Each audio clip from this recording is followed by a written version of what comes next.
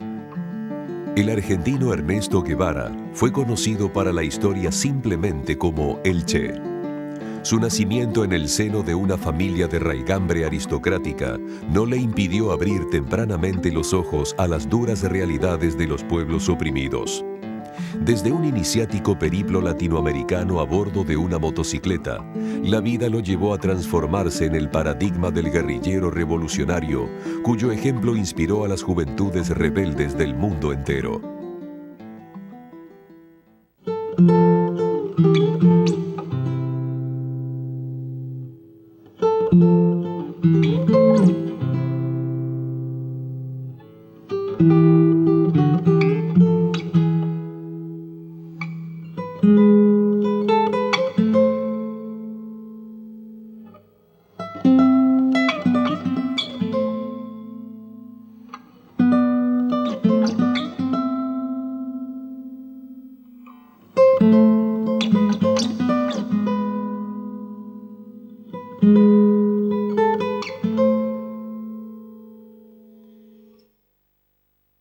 Si queremos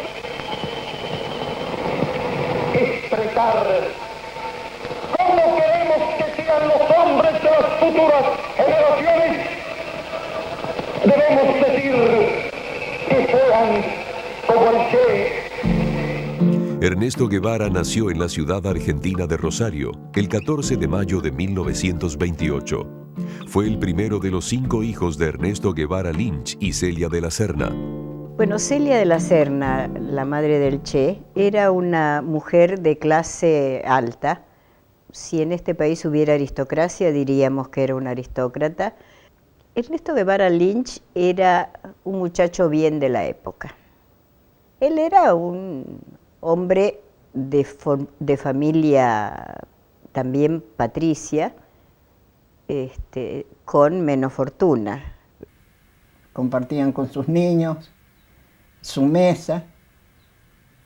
Eran una familia completamente, pocas veces se encuentran familias tan unidas, tan bien, tan cristiana como ellos. Luego de celebrar su boda en Buenos Aires a fines de 1927, Celia y Ernesto se habían instalado en Puerto Caraguataí, en la provincia de Misiones. Los impulsaba un secreto que guardarían celosamente por mucho tiempo. Meses más tarde, se trasladaron a Rosario para el nacimiento de su primer hijo. Celia está embarazada y la panza se va a empezar a notar. Es decir, en la foto de bodas el traje no evidencia ninguna barriga, pero lleva 2 meses de embarazo. Ellos se casan en noviembre y lo inscriben al Che en junio. Hicieron prolijamente las cuentas y aparece como 7mesino. El Che no es 7mesino, nació a los 9 meses y nació en mayo, no en junio. Poco después de cumplir 2 años, Ernesto tuvo las primeras manifestaciones de asma, una enfermedad que lo aquejaría por el resto de su vida. Por ese entonces, la familia Guevara vivía en Buenos Aires. Su madre lo lleva a nadar al río, al Club de San Isidro, en mayo, cuando ya está fresco. Esa noche tiene mucha tos y empieza el trámite del asma del Che. Por recomendación médica, la familia se trasladó nuevamente, esta vez a las sierras cordobesas. Altagracia era por entonces un poblado pintoresco, ubicado a 45 kilómetros de la capital provincial. Era un pueblo apacible, con un clima fantástico, un clima seco, en un lugar no muy alto, 750 metros sobre el nivel del mar, a donde se concentraban mucha gente con enfermedades pulmonares, sobre todo con tuberculosis. Hacia fines de la década del 30, la casa de la familia Guevara era un concurrido centro de reuniones sociales, donde tenían lugar animadas discusiones políticas e intelectuales. En casa de los Guevara se vive pendiente de la guerra civil y durante todo su transcurso y el de la Segunda Guerra Mundial son decididos y activos defensores de los aliados y de la democracia. Que cualquier tema que se tratara era un tema donde opinaban con inteligencia, por empezando los padres de Ernesto, todos los demás, y donde para hablar había que, no se podía meter la pata, había que hablar cosas más o hacer preguntas más o menos coherentes, si no, te raleaban y no hablabas por 2 o 3 reuniones. Sus compañeros de juegos eran los principales admiradores de su carácter travieso e inteligente. Nosotros, por ejemplo, jugábamos al fútbol ahí en la cancha en la tarde y se hacía de noche y de ahí los íbamos corriendo hasta el arroyo a bañarnos. Teniendo el agua ahí a la par, teníamos que ir corriendo hasta el paredón o el arroyo a bañarnos ahí. Una vez había hecho una cadena entre todos nosotros y el vivo se había puesto él primero y después los otros. ¿Y sabe qué quería hacer? ¿Sabe qué quería hacer? Meter los dedos en un enchufe. En un enchufe. ¿Sabe quién era el que iba a pagar el pato? El último. ¿No es cierto? Porque al primero no le va a hacer nada, ni al segundo la corriente pasa. Menos mal que no lo hicimos, pues yo hubiera matado a alguno. A pesar de pertenecer a una clase acomodada, Ernesto mostraba en la elección de sus amistades un aspecto que preanunciaba al rebelde que más tarde renegaría de toda aspiración aristocrática. El Che tenía 2 ámbitos en los cuales se movía. Uno era el ámbito de los amigos humildes, porque él vivía en Altagracia, que era un lugar de veraneo. Y luego también se movía, de alguna manera teniendo que ver con su origen social bastante elevado, con los bacanes, diríamos. Ellos se diferenciaban mucho de nosotros, ¿vio? La vestimenta, la ropa, cómo salían los domingos al cine, cómo íbamos nosotros, parecíamos cualquier cosa. Pero es lo mismo, él nos seguía a la cancha, al fútbol, a cualquier lado. Los primeros años de Ernesto fueron signados por su enfermedad. Hasta la edad de 9 años, cuando ingresó al Colegio San Martín de Altagracia, la educación estuvo al cuidado de su madre. La familia se construye alrededor del servicio del asma de Ernestito. Sus hermanos, sus padres, su abuela, sus tías, están siempre pendientes de esta criatura que, como decía Celia, libra una batalla contra la muerte cada día. Es decir, cada día trata de ganarle al asma una inhalación más, un respirito más. Pero el hecho de ser asmático y tener que estar confinado en la cama durante mucho tiempo y demás, además de alguna manera alentado por su madre, fomentó en él la idea de leer mucho. Me prestaban sus libros, tenía una biblioteca. Le leía mucho a su hermanita y esos libritos de Vigil, que era La Comadreja, La Hormiguita Viajera, todo eso, el Ratón Pérez. Si lo habré visto reír porque él adoraba a su hermanita. En Ernesto ya podía vislumbrarse al hombre solidario, con dotes de liderazgo y poseedor de un estricto sentido de la justicia. Era un líder natural, era un buen deportista, y era un muy buen amigo, de llegar a la casa sin guardapolvo, y Celia preguntaría, ¿el guardapolvo? Dice, no, mirá, mamá, se lo regalé a un chico que no tenía guardapolvo, que no lo iban a dejar entrar. Cuando algún niño venía con una onda, que antes se acostumbraba mucho la onda, o hondera que les dicen algunos, para molestar a los pajaritos, él no les permitía, porque les decía, ¿qué te hace daño ese pajarito? Si tiene que vivir como vos. A él le gustaba una cosa y había que hacer lo que él decía. Teníamos que ir allá, un día se le puso de que teníamos que ir a pie, cortando por la sierra a San Clemente. Y le digo, si vas ahí cortando la sierra, si está la calle que van los camiones, sí, pero yo quiero cortando la sierra. Y tomó 2 días para ir hasta allá, y a pie cortando por la sierra. En 1947, la familia Guevara se trasladó a la ciudad de Buenos Aires y se instaló en un departamento sobre la calle Araoz. Ernesto comenzó a estudiar medicina en la Universidad de Buenos Aires. Bueno, yo pienso que lo lleva a estudiar su asma. La prueba está que el poco tiempo antes de recibirse trabaja en Buenos Aires con un médico alergista y trabaja en cuestiones de alergia, asma. En 1952, sin haber concluido aún sus estudios, emprendió junto a su amigo Alberto Granado un viaje por Latinoamérica a bordo de una motocicleta a la que bautizaron La Poderosa.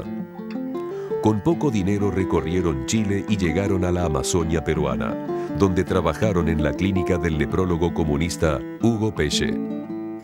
Él de noche antes de acostarse escribía qué le había pasado durante el día, su diario. Y nosotros íbamos a lo de Guevara para ver las cartas que mandaba Ernesto, contando las cosas que había vivido, y nos parecía a todos nosotros una cosa excepcional todo lo que Ernesto nos contaba. El Che desde muy niño se propone una vida apostada a un propósito elevado. En primera instancia, él se imagina curando leprosos. Y, por ejemplo, el cuento cuando se suben a la balsa que le fabrican los enfermos de lepra en San Pablo, en Perú, y le enseñaron el manejo de la balsa, manejo que no le sirvió de nada. La ciudad, vieron las luces de la ciudad y la balsa siguió hasta que encalló por allá en el fondo. Ya estaban en territorio brasilero, por el Amazonas es tan ancho que no ve las costas, ¿no? Ernesto Guevara regresó a Buenos Aires y obtuvo su título de médico en 1953. Sin embargo, ya había decidido su destino. Emprendería un nuevo viaje por Latinoamérica, esta vez con su amigo de la infancia, Carlos Calica Ferrer. Mientras el tren se empezaba a mover lentamente, Celia, madre, caminaba al lado del tren despidiéndose, porque tanto mi madre como ella pensaba que no nos veían más. En ese momento viajar así, en el año 1953, con el ambiente político que había, la falta de plata, la falta de medios de comunicación, era muy difícil. Así que bueno, ese fue una despedida muy pintoresca. El Che parte de Buenos Aires en su segundo viaje con Calica Ferrer, no sabe bien todavía qué va a hacer ni en qué lado va a instalarse. Le interesa la investigación médica, le interesa la antropología, es un fanático de la fotografía, le gusta hacer desafíos, recorrer el Amazonas o trepar a los volcanes. En julio de 1953, Calica y Ernesto partieron en tren rumbo a Bolivia. Hicieron una parada en la ciudad fronteriza argentina de La Quiaca, donde encontraron a un viejo amigo de Altagracia. Después le digo, la última vez que lo vi fue en el año 1953.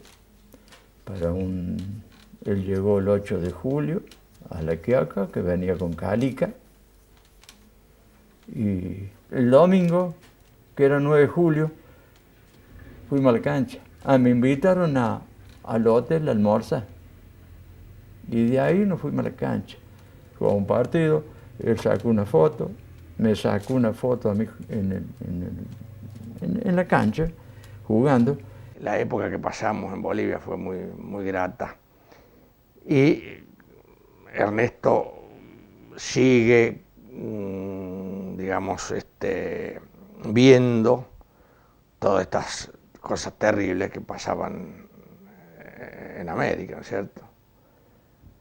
Las barbaridades que habían hecho en las minas los dueños de las minas, ¿no? Así que Ernesto sigue acumulando notas para su diagnóstico sobre lo que era América. Después de vivir un tiempo en Ecuador, los amigos decidieron separar sus caminos. Ernesto partió rumbo a Guatemala, entusiasmado por conocer el gobierno de izquierda de Jacobo Arbenz. Y se va convenciendo de que realmente lo que tiene que hacer es luchar por cambiar la situación de absoluta arbitrariedad e injusticia que reina en América Latina, y sobre todo cuando él vive la experiencia del derrocamiento de Jacobo Arbenz por los marines norteamericanos y la imposición de un dictador títere que fue el coronel Castillo Armas. Él ahí diagnostica quién es el enemigo, ¿no es cierto?, quién es el culpable del infortunio latinoamericano, y a partir de ahí su tarea será combatir contra Estados Unidos. Él en ese momento creía en la democracia, creía que ese gobierno podía ser un gobierno progresista, y decide tomar partido en favor del gobierno. Y se tiene que refugiar en la embajada argentina, lo van a buscar los argentinos para decirle que se refugie porque corre peligro. Y es un episodio que lo marca a él y le hace perder fe en la solución democrática de los pueblos. Considera de que no es manera, la democracia no sirve para luchar contra el imperialismo. Ernesto Guevara debió huir de Guatemala. Se refugió en México junto a la economista peruana Hilda Gadea, quien más tarde se convertiría en su primera esposa. Y bueno, ahí en México pasa situaciones de privación económica muy graves, muy serias, y dentro de ese submundo de marginales él conoce a algunos cubanos que se han escapado luego de la primera experiencia, el intento de la toma del Palacio de Moncada, en la cual Fidel Castro cae preso, y algunos de los que participaban logran huir a México y él se hace amigo de ellos. Los refugiados cubanos conformaban el movimiento 26 de julio, que en 1953 había protagonizado un frustrado intento por derrocar al dictador Fulgencio Batista, quien desde el golpe de Estado de marzo de 1952 gobernaba la isla con mano dura y mantenía al pueblo sumido en la pobreza. En julio de 1955, Ernesto Guevara conoció al líder del grupo, Fidel Castro. A partir de entonces, su vida cambiaría para siempre. Los planes de Castro y sus amigos para invadir Cuba y terminar con la dictadura de Batista los sedujeron de inmediato. Y se hace amigo de los exiliados cubanos que están preparando una revolución contra la dictadura de Fulgencio Batista. No les cree, piensa que están exagerando, cree que no es posible una invasión a la isla y que eso pueda tener un triunfo militar. De todas maneras lo entusiasma la idea y termina convirtiéndose no solo en un amigo de ellos, sino que pide incorporarse a la expedición. Para mediados de 1955, Ernesto Guevara se había casado y paseaba en brazos a su primera hija, Hilda Beatriz, que había nacido el 15 de febrero de ese año. Pero los deberes paternos debieron ser dejados de lado para comenzar el entrenamiento como guerrillero en un campamento clandestino. Finalmente, el 25 de noviembre de 1956, 82 hombres comandados por Fidel Castro partieron de las costas mexicanas a bordo del Granma. Entre ellos se encontraba Ernesto Guevara, quien comenzaba a ser conocido como Che. Guevara participa de esa expedición que es bastante loca, bastante insólita, porque se van con ellos dicen un yacht, es una especie de lancha grande, ¿no? Es una lancha vieja, media arrumbada, casi agujereada, que hacía agua por todos lados, el famoso Granma, llega a la costa cubana, desembarcan, pero se rompe prácticamente la lancha, tienen que desembarcar como pueden, además los ven, los ametrallan y son prácticamente sobrevivientes de un naufragio. En ningún momento eso tenía características de que podía llegar a ser una revolución y mucho menos victoriosa. Fidel Castro y sus hombres se refugiaron en las montañas mientras enfrentaban los primeros embates de las tropas de Batista. En lo alto de Sierra Maestra, el movimiento 26 de julio emplazó sus campamentos. En los meses siguientes, las victorias de los rebeldes se sucederían una tras otra.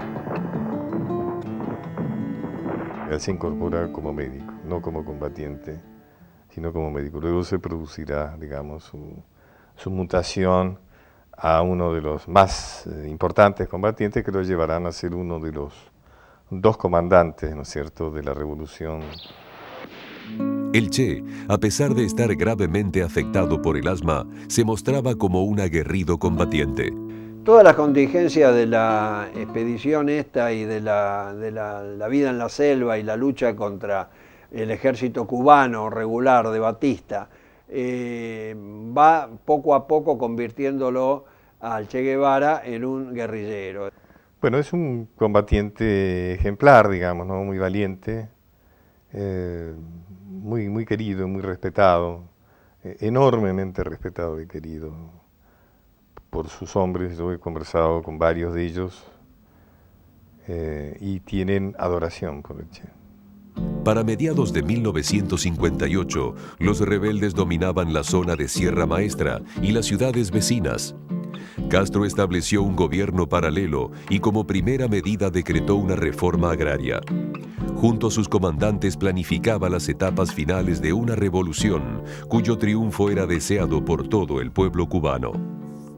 Cuando las contingencias de la guerra se lo permitían, el Che dividía su tiempo entre la lectura, la redacción de su diario y la atención médica de los campesinos.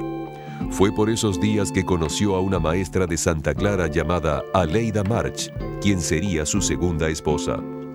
El 20 de diciembre de 1958, las columnas al mando del Che y Camilo Cienfuegos marcharon sobre la ciudad de Santa Clara. 9 días más tarde, disputaban cruentamente la suerte de la revolución con los hombres de Batista. La famosa batalla de Santa Clara es la que le da prácticamente el triunfo a la revolución, la que consolida la revolución, y ahí es donde prácticamente fue la batalla decisiva con la que los revolucionarios pueden entrar después a La Habana y producir la derrota de Batista, que se escapa. El Che Guevara dejaba atrás a Ernesto para encontrarse con un nuevo y definitivo sentido para su vida. Le quedaba por delante la realización del mayor de sus sueños, llevar la revolución a todos los rincones del mundo. La esperanza de un mundo mejor, la imagen por la cual vale la pena arriesgar la vida, sacrificarse hasta la muerte en los campos de batalla de todos los continentes del mundo.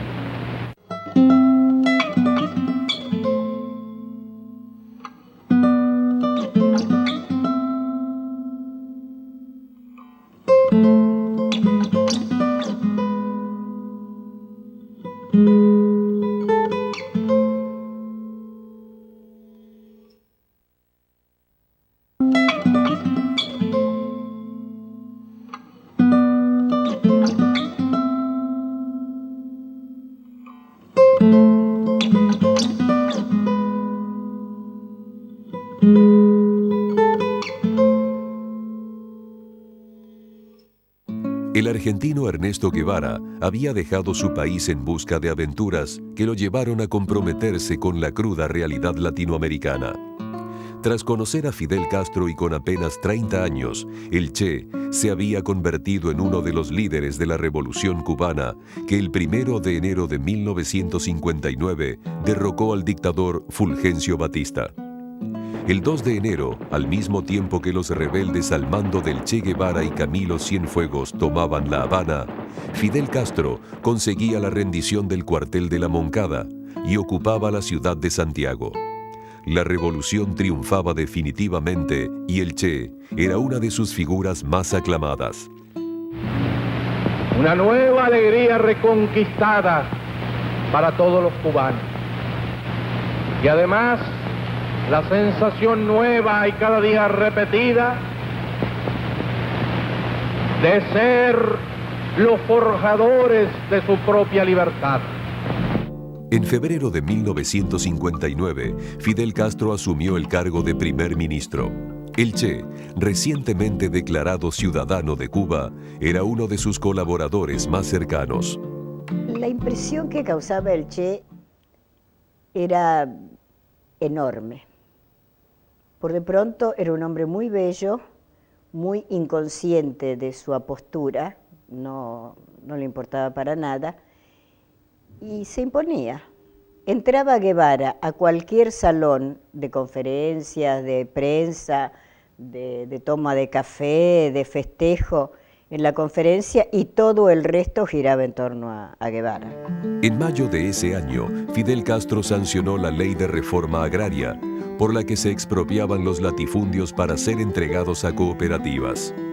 Para entonces, el gobierno norteamericano comenzó a ver con preocupación la suerte de sus intereses en la isla e intentó imponer condiciones al régimen cubano que llevarían a un resentimiento de sus relaciones comerciales. Este hecho apresuró a Cuba a estrechar vínculos con países del tercer mundo. En junio de 1959, Ernesto Guevara fue enviado a una gira por Asia y África. El primer ministro del gobierno revolucionario, doctor Fidel Castro, despide en el aeropuerto de Rancho Boyeros al comandante doctor Ernesto Guevara y al capitán Omar Fernández, que encabezando la misión comercial cubana, parten rumbo al Oriente Medio, cumplimentando una invitación de la República Árabe Unida para estudiar sobre el terreno las posibilidades de expansión de nuestro comercio exterior en aquellas latitudes. Al regresar de su gira internacional, el Che fue designado presidente del Banco Nacional de Cuba. Bueno, el Che asume, curiosamente, funciones ligadas con la economía.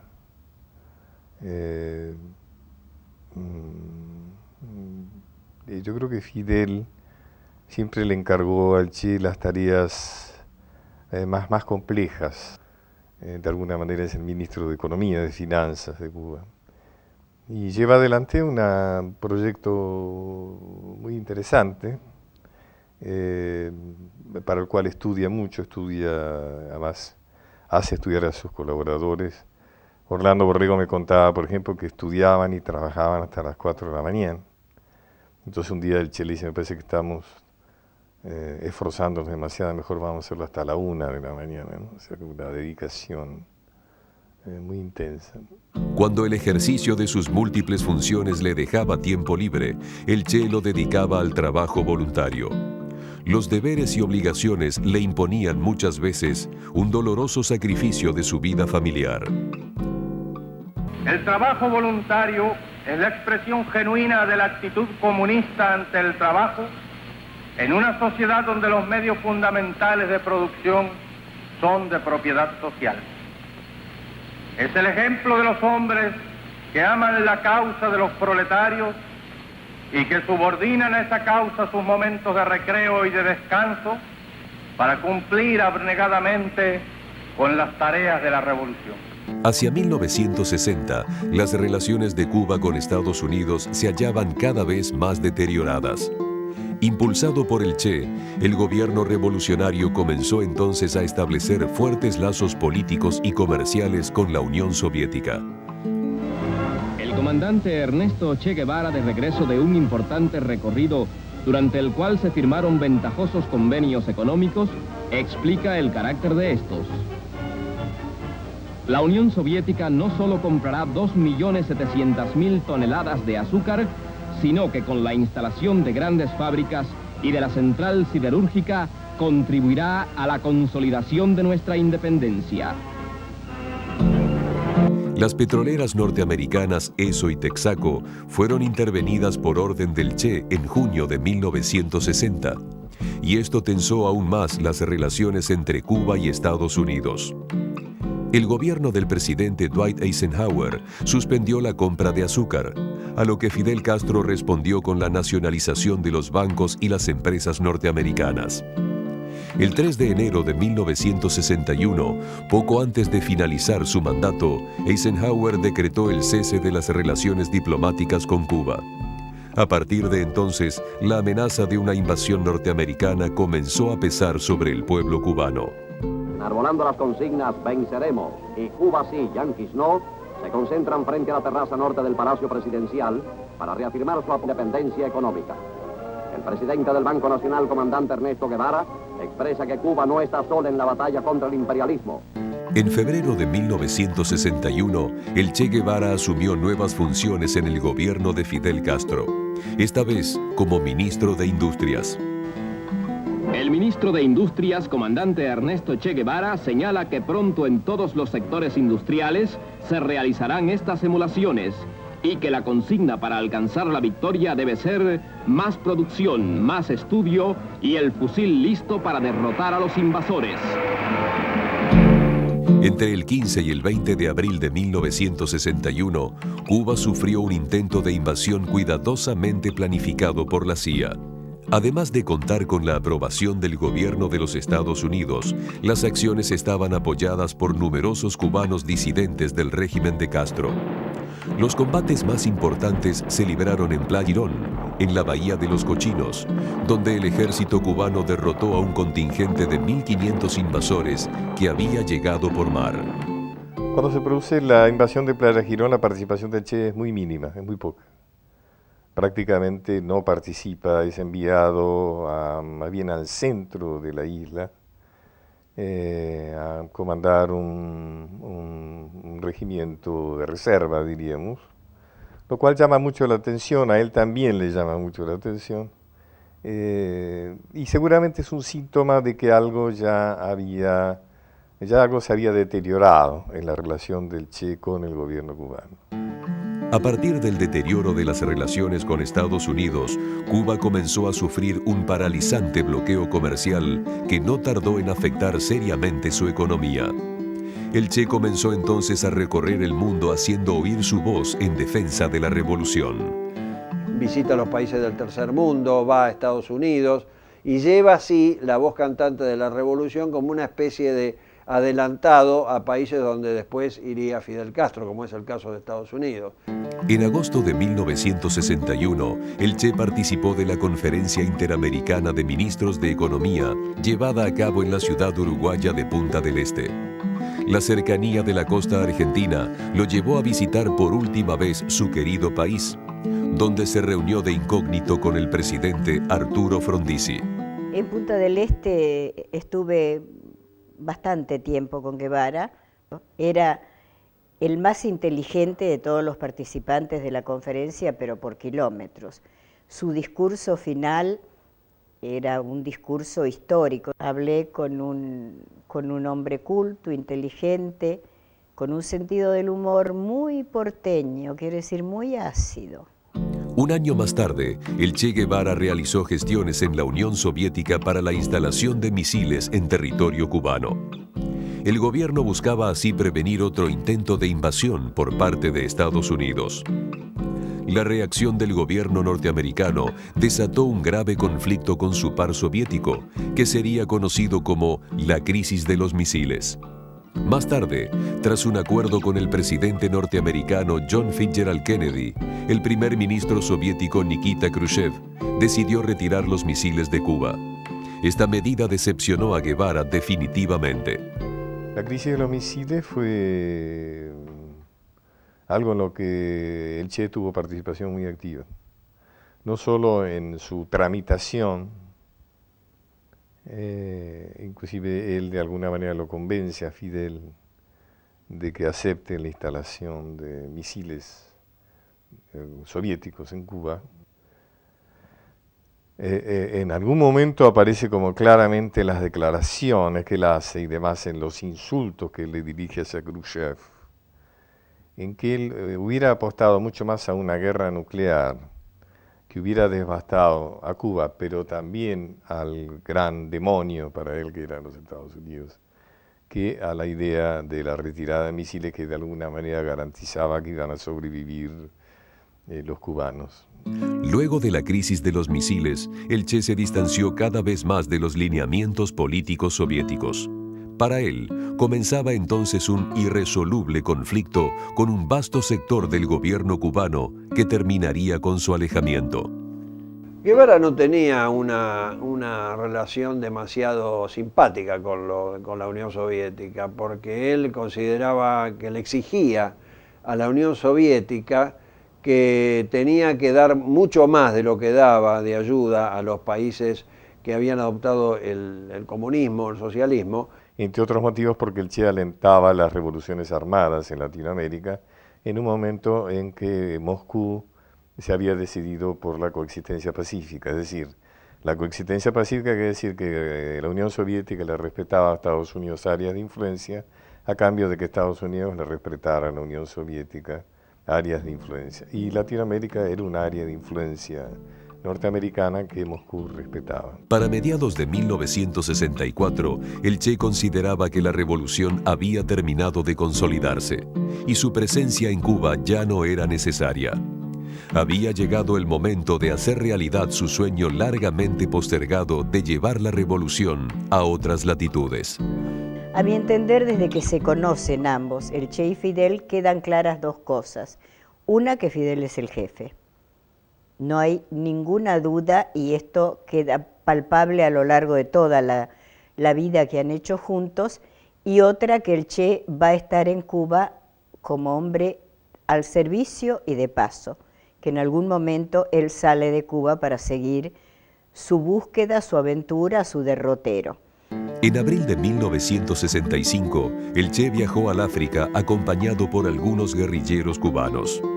En el Congo se llevaba a cabo una insurrección anticolonialista liderada por Laurent Kabila, a cuyo bando se sumaría Guevara. El sueño de él era llevar su revolución, como él la sentía, a todo el mundo. Y entonces, en un determinado momento, de acuerdo con lo que él conversa con Fidel Castro, decide ir al África. Y tiene un paso por el Congo. En ese sentido, la experiencia del Congo fue una experiencia negativa, donde predominó una gran incomunicación entre el Che y los revolucionarios africanos. Hubo un gran desacople, digamos, donde el Che no entendió a los africanos y los africanos no entendieron a los cubanos. El levantamiento en el Congo terminó finalmente con la rendición de Kabila. El ánimo del Che se vio gravemente afectado por este fracaso. Además, se encontraba impedido de retomar su vida en Cuba. El Che le ha dejado a Fidel, cuando se va de Cuba y va a África, le ha dejado una carta para que Fidel la lea en caso de que él muera en combate. Es una carta donde se despide del mundo, especialmente de Fidel, donde, bueno, renuncia a sus cargos, renuncia a los honores y renuncia a la nacionalidad cubana. Entonces Fidel en un momento falta la palabra que ha cumplido con el Che y lee esta carta. Otras tierras del mundo reclaman el concurso de mis modestos esfuerzos. Yo puedo hacer lo que te está negado por tu responsabilidad al frente de Cuba. Y llegó la hora de separarnos. Sépase que lo hago con una mezcla de alegría y dolor. Aquí dejo lo más puro de mis esperanzas de constructor y lo más querido entre mis seres queridos. Y dejo un pueblo que me admitió como un hijo. Eso lacera una parte de mi espíritu. En los nuevos campos de batalla llevaré la fe que me inculcaste, el espíritu revolucionario de mi pueblo, la sensación de cumplir con el más sagrado de los deberes, luchar contra el imperialismo donde quiera que esté. Esto reconforta y cura con creces cualquier desgarradura. Ahí se pone en juego un aspecto muy clave de la personalidad del Che, que es su gran amor propio. Porque él, si se ha despedido de Cuba, del gobierno, de la nacionalidad cubana, de los cargos, él siente que no puede volver más a Cuba. En julio de 1966, presionado por Fidel Castro, el Che regresó a Cuba en forma clandestina. Poco después comenzó los preparativos para iniciar su nueva guerrilla en la selva boliviana. Es decir, vuelve disfrazado, absolutamente cambiado, pelado, con una prótesis en la boca, o sea, todo para que nadie lo reconozca. Y efectivamente su regreso es tan clandestino que él se junta con sus hijos y ellos no lo reconocen, no reconocen a su padre en ese hombre que de alguna manera tiene un almuerzo con ellos. Consideran que es un amigo de su padre, al cual llaman el viejo Ramón. El Che había realizado un intensivo entrenamiento militar junto a un grupo de guerrilleros especialmente seleccionados por él mismo. En noviembre de 1966 se instalaron en Bolivia, en un campamento en plena selva, cerca del río Ñancahuazú. Hay un encuentro el 31 de diciembre en Ñancahuazú entre el Che y el secretario general del Partido Comunista Boliviano, que es Monge, Mario Monge, donde no llegan a un acuerdo. Y entonces, a partir de ese problema que de alguna manera no parece de demasiada envergadura, el Partido Comunista Boliviano se retira del proyecto de la guerrilla del Che, y a partir de ahí no solo niega su apoyo, sino que traiciona clara y francamente. A mediados de marzo de 1967, el asentamiento guerrillero fue descubierto por el ejército boliviano. El Che debió entonces iniciar las operaciones mucho antes de lo previsto. Poco después, el ejército boliviano, con la colaboración de la CIA norteamericana, daba comienzo a una implacable persecución de Guevara y de sus hombres. A mediados de 1967, el Che, cada vez con menos hombres y abatido por el asma, parecía abandonarse a su suerte. A medida que sus compañeros caían prisioneros, un cerco militar se iba cerrando sobre el Che Guevara. El Che entonces, cuando va hacia el norte, ya cambia la geografía y va por lugares poco vegetados. Es decir, que son muy visibles y además están ya en una situación de cuasi desesperación, o sea que violan las reglas básicas de la guerrilla, de la prudencia. Guerrilla inclusive caminan de día y caminan visiblemente, o sea que son varios los que lo ven y los denuncian, porque si el ejército boliviano sabe que lo han visto y no los han denunciado, es una condena a muerte para él y para familiares. El 26 de septiembre de 1967, el Che llegó al pueblito boliviano de La Higuera con unos pocos hombres vencidos por la enfermedad y el agotamiento. En los últimos intentos por resistir al ejército, las bajas se fueron sumando una tras otra. El 8 de octubre, en la vecina quebrada de Yuro, una partida de Rangers bolivianos cercó al Che definitivamente. Herido y desarmado, trató de huir escalando la quebrada. Pero la última, la más desesperada de sus carreras, había llegado a su fin. Tras su detención, fue trasladado a la escuelita de La Higuera, donde permaneció fuertemente custodiado por los militares. Allí mismo, el Che Guevara fue ejecutado en la tarde del 9 de octubre de 1967. Y eso es lo que hizo el general Barrientos, el comandante jefe de los bolivianos, de las Fuerzas Armadas. Ordenó de allá nomás, porque ni él se animó a venir, que lo mataran y que lo hicieran desaparecer, y así hicieron. Porque para ellos era un problemón tenerlo en un sanatorio, en un hospital, o tenerlo herido, o tenerlo, en una palabra, tenerlo vivo, no lo querían vivo. Yo he tenido el privilegio de estar con Mario Terán, el asesino del Che. Él cuenta que el Che le dice: tirá, no seas cobarde, cumplí con lo que tenés que hacer. Porque este hombre ha entrado y salido 2 o 3 veces. Seguramente sabiendo que lo que va a hacer le pesará toda la vida, ¿no? Desde esa época, Terán vive prácticamente la clandestinidad, ocultándose, disfrazándose, cambiando permanentemente de lugar. El 11 de octubre de 1967, los restos del Che Guevara fueron enterrados secretamente en la localidad boliviana de Valle Grande. 30 años más tarde, pudieron ser localizados debajo de una pista de aterrizaje. Finalmente, en junio del 97, sí se da, en un momento en que se estaba haciendo una excavación en uno de los sitios indicados, en la pista, se encuentra la fosa que contenía los restos del Che junto con otras 6 personas. Las fotografías del Che asesinado no tardaron en recorrer el mundo. Yo me entero de la muerte